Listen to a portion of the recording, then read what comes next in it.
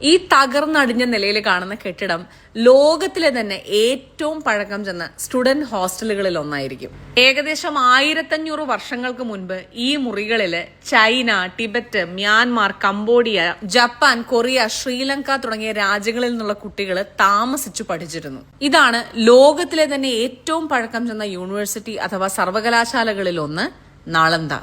ഒരു കാലത്ത് ഏകദേശം 10,000-ഓളം വിദ്യാർത്ഥികളും 2,000-ഓളം അധ്യാപകരും ഉണ്ടായിരുന്ന ഈ സർവകലാശാലയുടെ വെറും 10% മാത്രമേ ഇതുവരെ കണ്ടെടുത്തിട്ടുള്ളൂ. ബാക്കി 90% ഇന്നും ഭൂമിക്കടിയിലാണ്.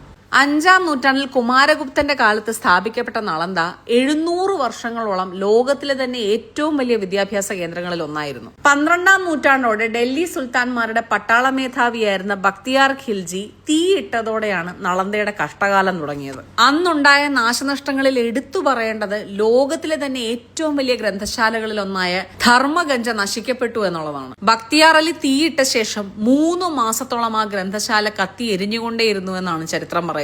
3 മാസം നിർത്താതെ കത്തണമെങ്കിൽ എത്രമാത്രം താളിയോലകൾ അതിനകത്ത് ഉണ്ടായിരിക്കുമെന്ന് ആലോചിച്ച് നോക്കിയേ. ഇന്നും ആ ഗ്രന്ഥശാല മണ്ണിനടിയിൽ എവിടെയോ ഉറങ്ങിക്കിടക്കുന്നുണ്ട്. ഉത്ഖനനത്തിലൂടെ ആകെ ഇതുവരെ കണ്ടെത്താൻ സാധിച്ചിട്ടുള്ളത് ചില ബുദ്ധക്ഷേത്രങ്ങളും നേരത്തെ പറഞ്ഞ കുട്ടികൾ താമസിക്കുന്ന സ്ഥലങ്ങളുമാണ്. മണ്ണിനടിയിൽ ഇന്നും ഉറങ്ങിക്കിടക്കുന്ന നളന്ദയുടെ ചരിത്രം ഖനനം ചെയ്യുക എന്നത് എളുപ്പമുള്ള പണിയല്ല.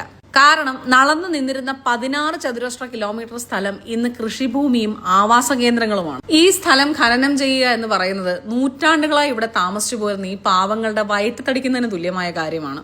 ഇവിടെ താമസിക്കുന്ന ജനങ്ങൾക്ക് പറ്റുന്ന ഒരു പരിഹാരം സർക്കാരിന് കണ്ടുപിടിക്കാൻ സാധിക്കാത്തിടത്തോളം കാലം നളന്ദ എന്ന വിശ്വ സർവകലാശാല മണ്ണിനടിയിൽ ഉറങ്ങുക തന്നെ ചെയ്യും.